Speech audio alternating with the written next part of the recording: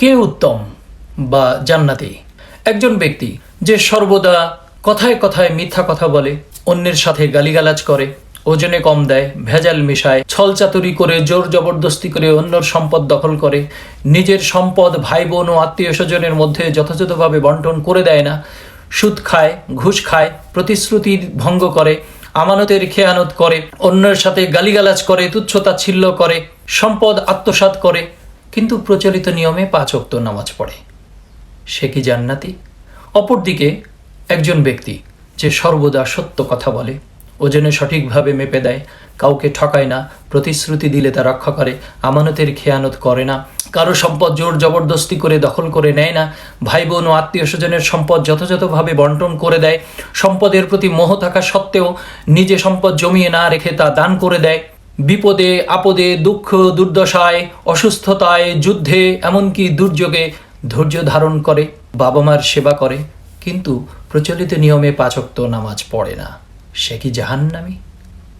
আমাদের সমাজের তথাকথিত আলেম এবং ইসলামী স্কলারদের মতে যে ব্যক্তি উপরিউক্ত সকল অপকর্ম করা সত্ত্বেও যদি 5 ওয়াক্ত নামাজ পড়ে তাহলে সে জান্নাতি।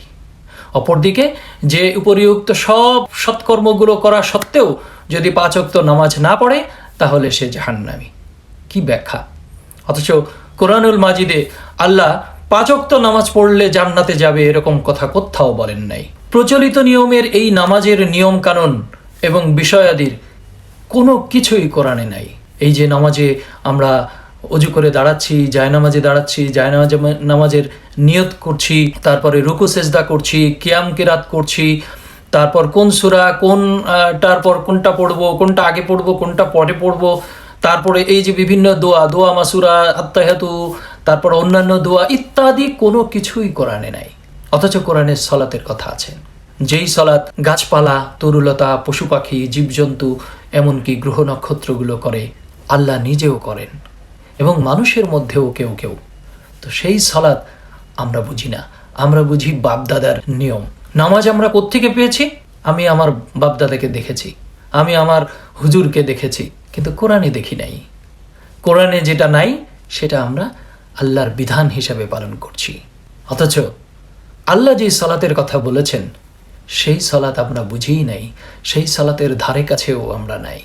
কোরআনে 50 বারেরও বেশি বার উল্লেখ করা হয়েছে যে যে ব্যক্তি বিশ্বাস করে ও সৎকর্ম করে সেই জান্নাতি।